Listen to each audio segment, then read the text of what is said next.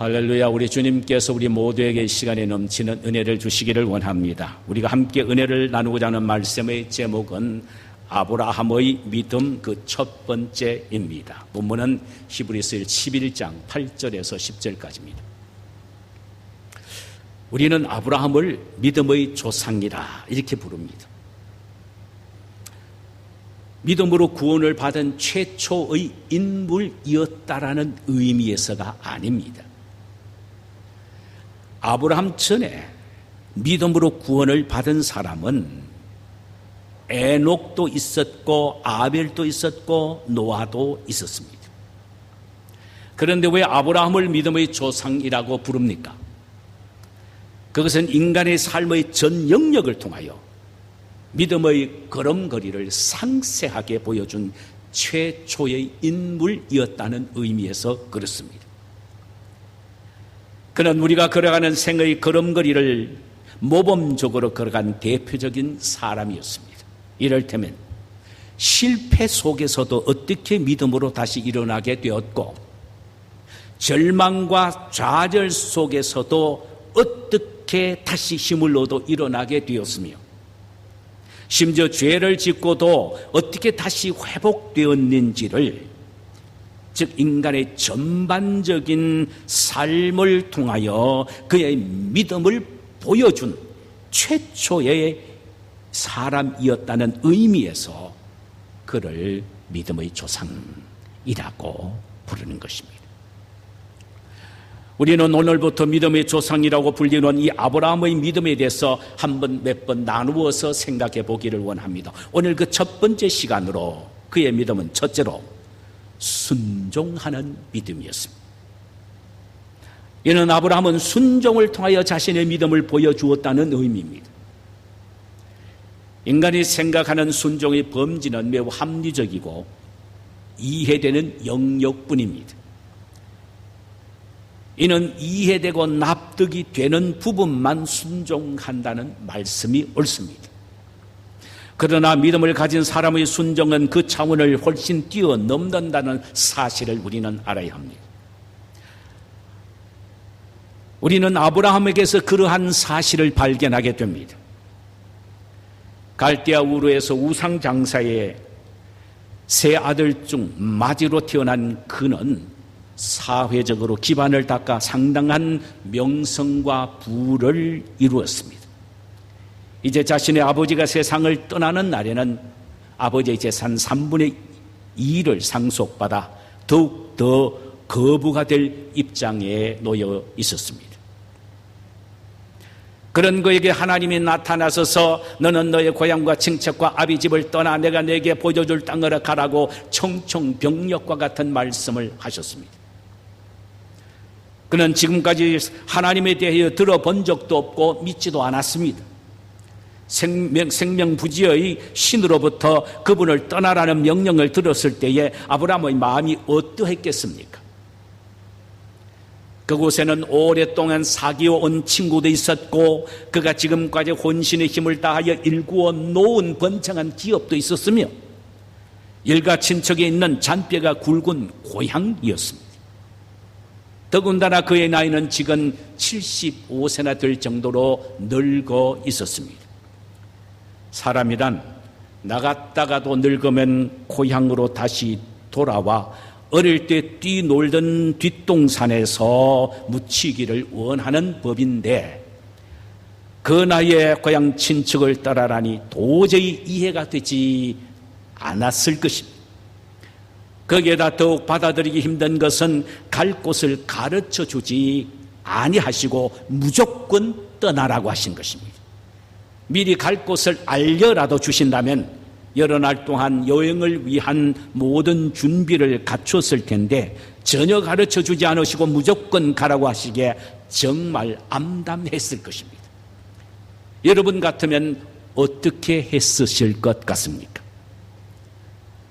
그런데 아브라함은 이 나이에 왜 나를 가라고 하십니까? 어느 곳이며 며칠 걸립니까? 등등 묻지 않고 묵묵히 발걸음을 내딛었던 것입니다. 오늘 본문 8절을 보니까 이 사실을 이렇게 말씀하고 있어요. 믿음으로 아브라함은 부르심을 받았을 때에 순종하여 장래 기업으로 받을 땅에 나아갈새 갈 바를 알지 못하고 나갔으며 라고 했습니다. 이는 전혀 목적지를 사전에 모른 채 하나님의 명령대로 무조건 발을 내딛었다는 의미 옳습니다. 여러분, 아브라함의 심령을 이해하실 수가 있을 것 같습니까? 수개월 동안 사막길을 걸어가야 했으며 비틀거리며 따라오는 늙은 65세 된 아내 사라,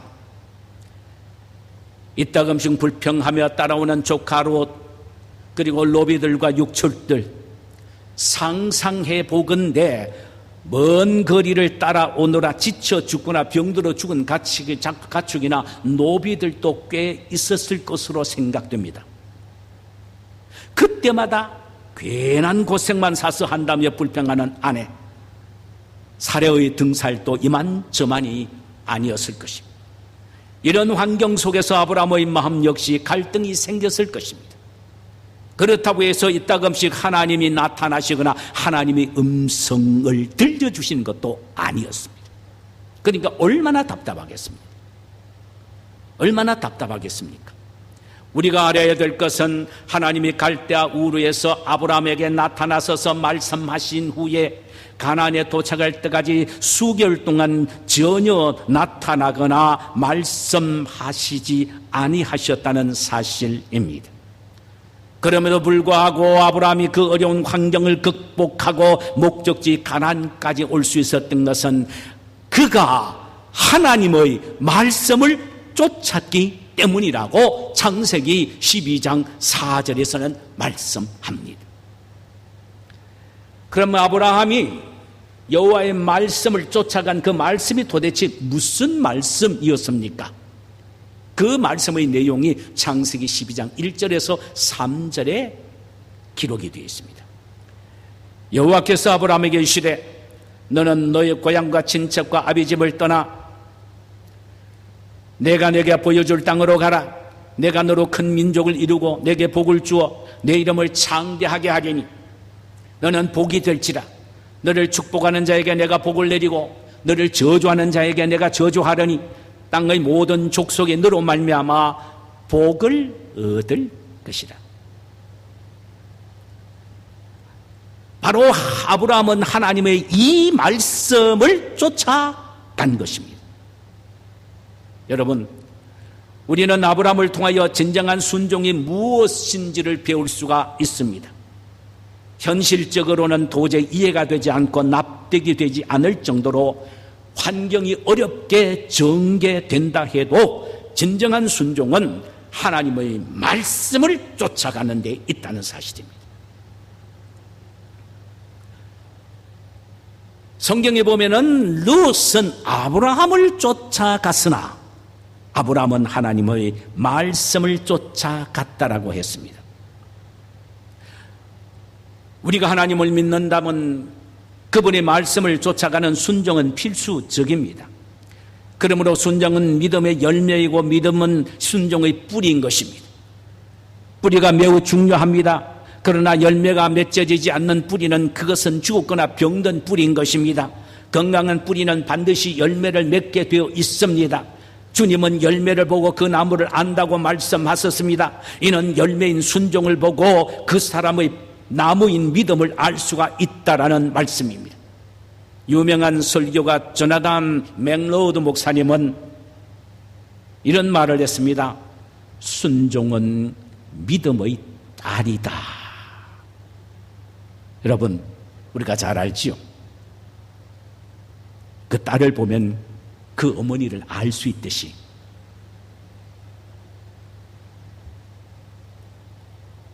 우리의 순종을 보면 우리의 믿음을 알 수 있다라는 말입니다. 그러므로 우리가 믿음을 가지고 있다면 반드시 순종으로 하나님에게도 믿음을 보여드려야 하고 사람들에게도 나의 믿음을 나타내 보여야 하는 것입니다. 순종이 없는 곳에는 그 어떤 능력도 기적도 경험할 수가 없습니다. 아브라함은 하나님의 말씀을 믿었고 그 말씀을 따라가는 순종이 있었기에 가나안을 유업으로 얻고 그 자손이 하늘의 별과 땅의 티끌처럼 많은 믿음의 조상이라는 위대한 축복을 받게 된 것입니다. 자, 그렇다면 아브라함이 하나님의 말씀에 절대적 순종을 결단한 이유가 어디에 있습니까? 다시 말하면 아브라함의 순종의 동기가 무엇이냐 이 말씀입니다. 여러분 무엇이라고 생각되세요? 여러분들이 하나님의 말씀에 순종하게 된다면 그 순종하게 된 동기가 무엇이라고 생각되세요? 예, 하나님의 은혜에 대한 감격 때문입니다. 하나님의 은혜에 대한 감격입니다. 아브라함 당시는 아브라함 한 사람이 있었던 것이 아닙니다. 건강하고 젊고 유능한 젊은이들이 많이 살고 있었습니다.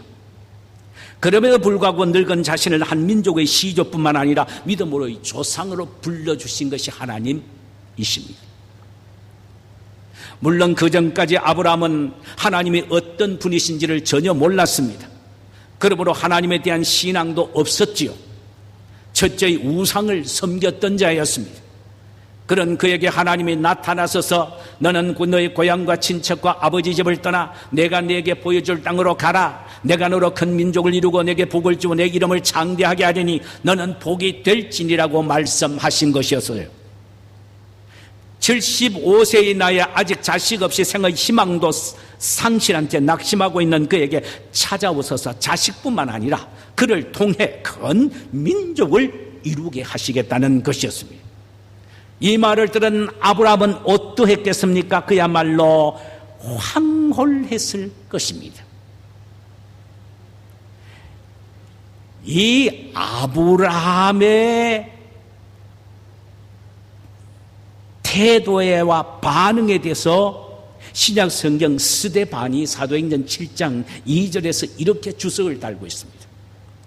우리 조상 아브라함이 화란에 있기 전 메소포타미아에 있을 때에 영광의 하나님이 그에게 보여라고 했습니다.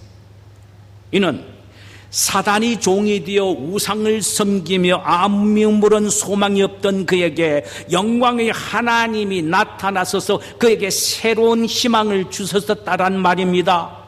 인생 새 출발이 아니라 이 완전히 천지개벽에 일어나는 놀랄만 일이 그에게 일어난 것입니다. 상상할 수 없는 일이 그에게 일어났어서요. 그래서 그는 이 은혜에 감격하여 무조건 하나님의 말씀에 순종하기로 결단한 것입니다. 은혜 때문입니다. 사랑하는 여러분, 우리의 순종의 동기도 여기에 있어야 합니다.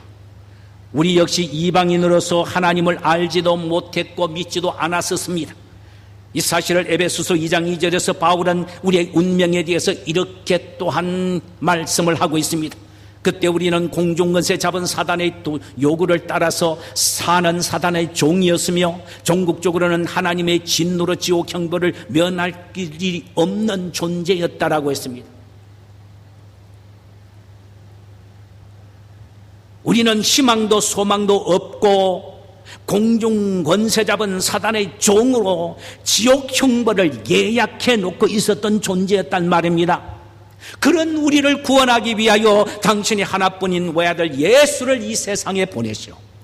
우리 죄를 그에게 지워 십자가에 못 박혀 죽게 하셨습니다. 더욱 놀라운 것은 말이에요, 이 세상에 많은 사람들이 있지만 나에게 특별히 성령을 보내시어 내 마음속에 예수를 나의 구세주로 믿게 하셨고 예수 그리스도의 부활의 영광을 친히 영적 눈으로 보게 하셨다는 사실입니다. 그리고 창조 하나님을 아버지로 부르면서 살 수 있게 하셨고 보이지 않는 천국을 보는 것처럼 오늘날에도 살 수 있게 된 것, 이것이 뭡니까? 하나님의 은혜 때문이라는 것입니다.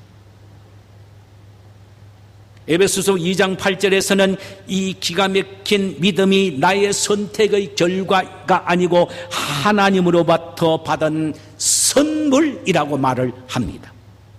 그렇다면 나의 마음속에 하나님을 알게 하시고 하나님을 아버지로 믿게 하시는 그 은혜를 생각해서 우리는 매일매일 순종을 실천하며 살아야 되지 않겠느냐라는 말씀입니다.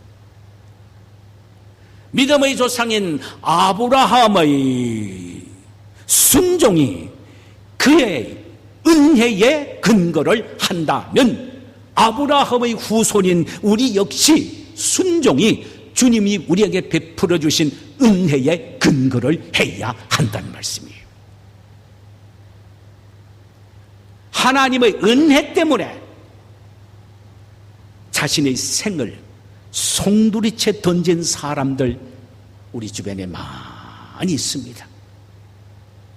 이 한 사람을 여러분에게 소개해 드리겠습니다. 2004년 4월 남침례교회에서 발간된 잡지인 베프티스트 프레스라는 그런 잡지에서 이라크의 북쪽 모슬림 지역에서 순교당한 선교사님들에게 대한 기사가 커버 스토리로 소개된 적이 있습니다.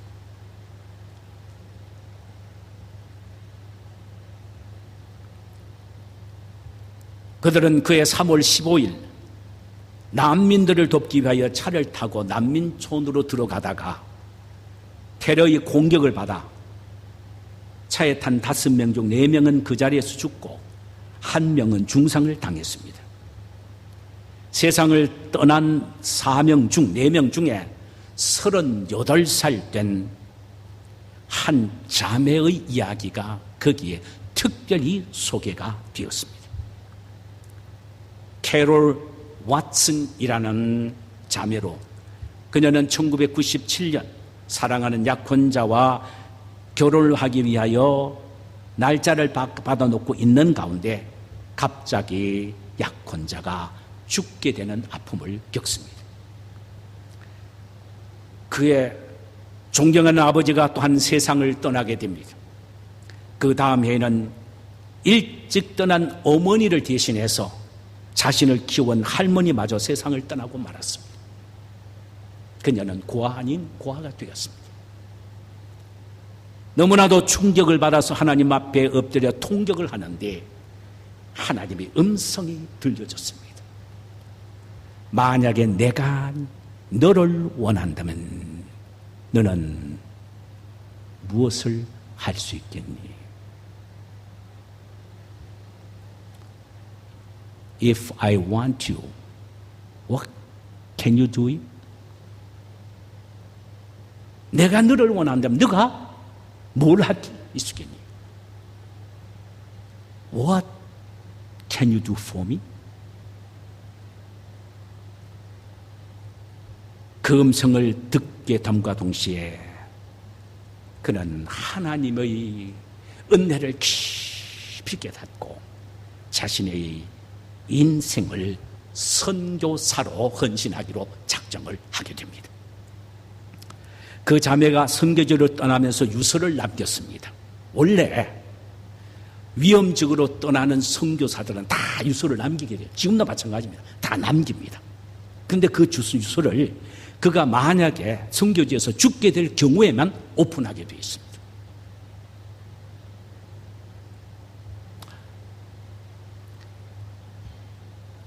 그 자매는 죽었고 그녀가 남긴 유서는 개봉이 됩니다. 내용은 이렇습니다. 하나님을 섬긴다는 것은 하나님을 섬기다 죽는 죽음에는 후회함이 없습니다. I have no regret when I die serving God. 내가 해야 될 일은 오직 순종입니다. To obey is my absolute objective. 원래 고난이란 기대했던 일이 아니겠습니까? To suffer is to expect. 그러나 그의 영광은 나의 마지막 보상이 될 것입니다. But his glory will be my final reward. 그녀는 하나님의 은혜에 감격하여 하나님의 뜻에 순종하다가 죽은 순교자였는데 그의 죽음을 니라서 헛되다고 말할 수가 있겠습니까? 그녀의 순종의 열매는 모슬림 지역을 푸르고 푸른 그리스도의 계절이 오게 하고야 말 것이기 때문입니다. 사랑하는 여러분, 순종은 어느 때는 억지로 할 때도 있으나 진정한 순종은 나를 불러주셔 구원해 주신 하나님의 은혜에 감격하여 하는 것임을 우리는 잊지 말아야 합니다. 우리의 믿음의 조상인 아브라함이 그러했기 때문입니다. 우리는 오지나 또 죽을 수 있는 그런 지역의 선교사로 부름을 받음으로 말미암아 그 말씀에 순종하여 가지 않을 수도 있습니다. 매일매일 삶 속에 하나님의 말씀에 순종하며 사는 그것이 선교지에서 결국은 죽는 죽음과 동일한 순교의 삶이 아니겠습니까? 매일 삶이 주님의 말씀에 순종하는 순종이 죽는 것 같은 고통이 온다 할지라도 말입니다. 동일한 순종, 동일한 순교가 아니냐 이 말입니다. 우리가 그런 마음으로 우리에게 주은 말씀 한마디 한마디를 순종하며 살아야 됩니다. 그것이 아브라함의 후손의 태도입니다. 두 번째로 아브라함은 분리하는 결단을 통해 자신의 믿음을 보여준 것입니다. 분리시키는 결단을 통해서 그는 하나님이 너는 고향 친척 아버지 집을 떠나라는 하나님의 말씀을 듣자마자 즉시 돌아섰습니다. 이는 하나님의 음성을 듣고 세상적이고 인간적인 모든 것과 즉각적으로 결별을 했다는 말씀입니다. 여러분, 진정한 믿음은 분리로부터 시작이 됩니다. 예수 믿기는 믿는데 옛날 그대로 사는 건 아니라 이 말이죠. 지금까지 소유하고 있던 인생관과 가치관과 완전히 분리해야 합니다. 인간 중심의 가치관에서 하나님 중심의 가치관으로 완전히 바뀌어야 합니다. 세속적인 가치관에서 신앙적인 가치관으로 완전히 가치관이 바뀌어져야 하며 물질 제일주의 가치관에서 하나님 제일주의의 가치관으로 바뀌어져야 합니다. 존 맥카더 목사님은 이런 말을 했어요. 아브라함이 하나님의 부르심을 받은 즉시 그의 우상과 불신에서 떠나 새로운 땅으로 새로운 삶을 시작했듯이 오늘날에도 하나님은 예수 그리스도에게 돌아오는 사람은 옛 삶의 패턴에서 떠나 새로운 삶의 패턴으로 돌아서는 나그네인 것을 인정하며 살아야 한다라고 말했습니다. 성도 여러분, 하나님이 우리에게 왜 그토록 분리된 삶을 요구하시는지 아십니까? 분리란 원 의미는 카도시, 자른다는 말인데 뭐가 자른다는 말입니까? 세상, 죄악 세상과 자르는 것, 죄된 생활과 삶에서 완전히 자르는 것, 이것은 곧 거룩을 의미합니다. 우리의 신분이 거룩한 무리인 성도입니다. 성도란 이름에 걸맞게 거룩하게 살도록 하기 위해서 우리로 하여금 매일매일 삶과 생각 모든 면에서 구분하면서 분리하면서 살아가는 것입니다.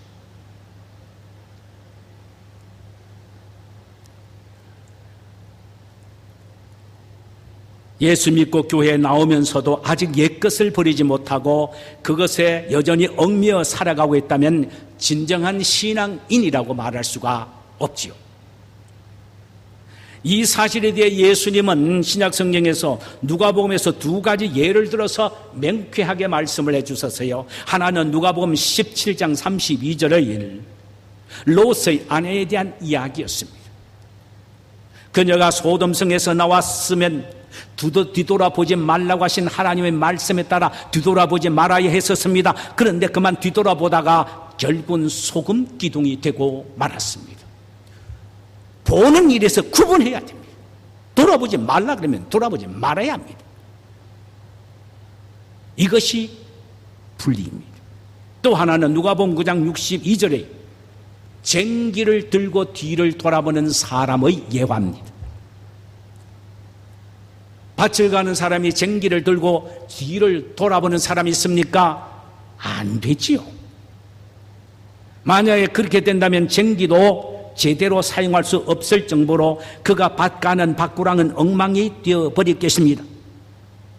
만약 우리가 예수님에게 돌아오고서도 옛것과 분리되지 않고 계속해서 옛것의 생각에 사로잡혀서 인생을 살아간다면 아무리 신앙생활 열심히 한다더라도 결국은 성공적인 신앙생활은 되지 않는다는 사실입니다. 사도 바울 선생은 그리스도인들의 완전한 분리, 온전한 분리의 삶을 매우 도전적으로 고린도 후서 6장 14절 이하에서 이렇게 말씀을 하셨어요.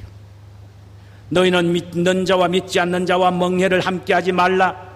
의와 불법이 어찌 함께하며 빛과 어둠이 어찌 사귀며 그리스도와 벨리알이 어찌 조화되며 믿는 자와 믿지 않는 자가 어찌 상관하리요. 서로 관계를 맺겠느냐. 하나님의 성전과 우상이 어찌 일치하리요. 우리는 살아계신 하나님의 성전이라. 이와 같이 하나님께서 이르시되 내가 그들 가운데 거하며 두루 행하여 나는 그들의 하나님이 되고 그들은 나의 백성이 되리라. 그러므로 너희는 그들 중에서 나와서 따로 있고 부정한 것을 만지지도 말라. 내가 너희를 영접하여 너희에게 아버지가 되고 너희는 내게 자녀가 되리라. 전능하신 주의 말씀이니라 하셨느니라고 하셨습니다. 너희가 만약에 거룩한 하나님의 자녀라고 한다면 삶과 행동 등 모든 면에서 불신자와는 구별된 삶을 사는 것은 당연하다라는 것입니다. 자, 그렇다면 마지막으로 중요한 질문 하나를 우리가 들어야 합니다. 그러면 어떻게 하면 세상과 구별되고 옛것과 구별되고 육신의 것과 구별되는 거룩한 삶을 살 수가 있을까? 어떻게 그렇게 할 수가 있느냐 이 말입니다. 아브라함의 분리된 삶의 비결이 무엇이느냐 하는 것입니다. 우리는 요한 1서 2장 15절에서 그 답을 찾을 수가 있습니다. 이 세상이나 세상에 있는 것들을 사랑하지 말라. 누구든지 세상을 사랑하면 아버지의 사랑이 그 속에 있지 아니하리라. 세상이나 세상에 있는 것보다 하나님을 더 사랑할 때에 세상의 모든 것과 구분되고 분리된 삶을 살아갈 수가 있다는 것입니다. 사랑할 때. 아브라함은 본토 친척 아비집보다 하나님을 더 사랑했기에 모든 것을 버리고 주님을 쫓을 수가 있었습니다. 그런데 아브라함이요, 처음에는 하나님보다 그 무엇을 더 사랑한 적이 있습니다.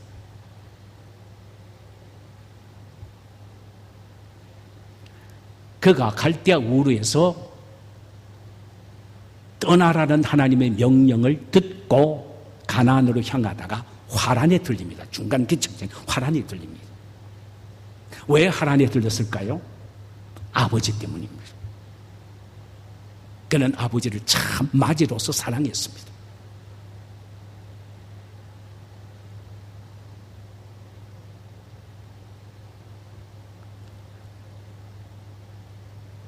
아브라함의 마음속에 아버지를 사랑하는 그 사랑의 마음이 그의 발목을 잡은 족쇄가 되었습니다.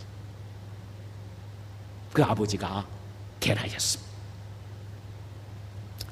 그래서 하나님은 게라를 화란에서 데려가십니다. 만약에 같이 가나안 땅까지 왔으면 아버지는 그때까지는 안 죽었을 거예요. 그런데 아브라함의 마음속에 아버지를 사랑하는 마음이 그의 족쇄가 되었기에 결국은 거기서 하나님이 아버지를 데려가십니다.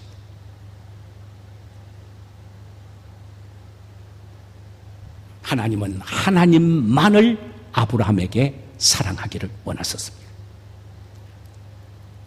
우리는 아브라함의 사랑의 테스트에 대하여 근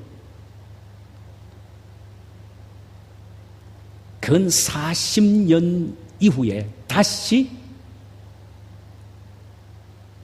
시도하신 내용이 나옵니다. 거기 창세기 22장입니다. 그가 백세의 아들 이삭을 얻습니다.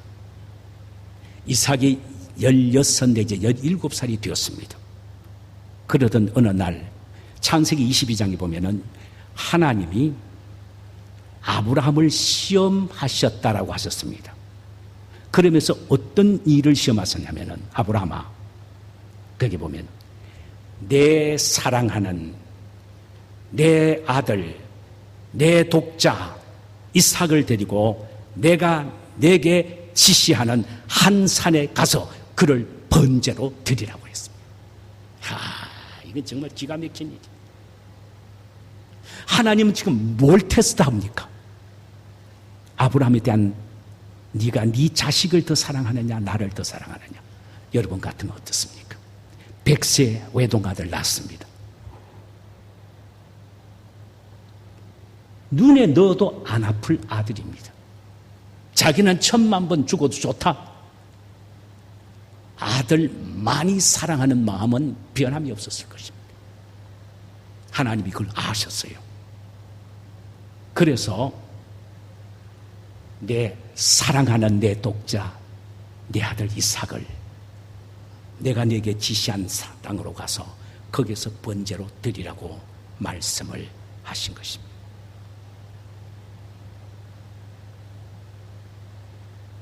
그러지 않고는 아브라함의 마음속에는요, 절대로 하나님과 인간을 사랑하는 결단, 구분 짓는 결단을 할 수가 없기 때문입니다. 진짜 네가 나를 더 사랑하느냐? 이거예요. 네 아들보다 네가 나를 더 사랑하느냐? 이거예요.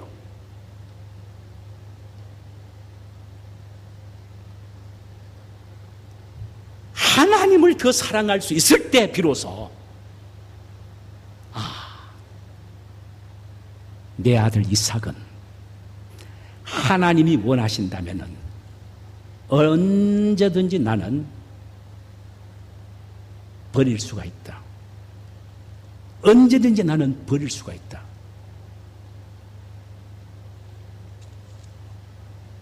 이런 결단을 아브라함에게 요청하셨고 아브라함은 그렇게 하신 거예요. 여러분, 여러분에게 있어서 여러분의 마음을 빼앗는 족쇄가 무엇입니까? 여러분 자녀에 대한 사랑입니까? 물질에 대한 사랑입니까? 이 세상에 대한 사랑입니까? 우리는 하나님을 사랑할 때 세상적인 사랑은 쉽게 포기할 수가 있습니다. 절대로 사람의 마음은 하나입니다. 사랑이 자리 잡는 곳은 사람의 마음입니다. 사람의 마음 속에 하나님도 사랑하고 자식도 사랑하고 물론 사랑하지요. 그런데 제 말의 기준은요, 하나님만큼 자식도 똑같이 사랑한다는 건 아니다 이 말이죠. 그럴 수가 없습니다. 여자의 마음 속에 내 남편도 내 애인도 똑같이 사랑한다. 있을 수 없는 거죠. 그건 있을 수 없는 일이에요. 그렇게 될 수가 없습니다.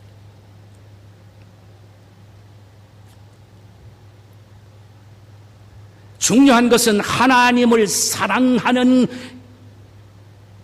것에서 여러분의 마음을 정하십시오. 하나님 사랑할 수 있도록 기도하고 의지하십시오. 그것이 나도 살고 다른 사람도 사는 길이에요. 아브라함이 그랬을 때 아브라함도 살았고 이삭도 살았던 것입니다.